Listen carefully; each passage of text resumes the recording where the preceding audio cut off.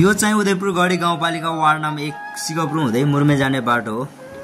हाम्रो 1 number ward अध्यक्षज्यू कानमा तेल हालेर बस्नु भएको छ कि क्या हो, अनि हाम्रो सदस्यज्यूहरू पनि कानमा तेल हालेर बस्नु भएको छ कि क्या हो।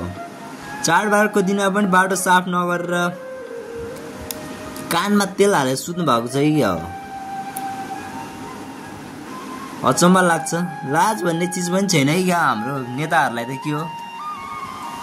लाज भन्ने शब्द पनि के हो, हराइसक्यो कि क्या हो। लाज भन्ने शब्द छैन हाम्रो नेताहरूलाई।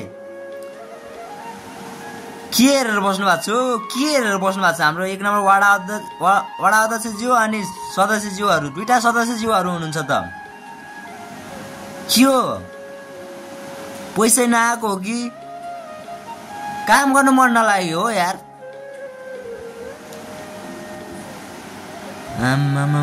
लाज भन्ने शब्द पनि छैन यार। बाटो कस्तो छ भन्ने कुरा यार थाहा हुँदैन कि आफ्नो घरसम्म बाटो राम्रो छ भनेर हो, मास्तिरको जनता जेसुकै होस् भनेर हो।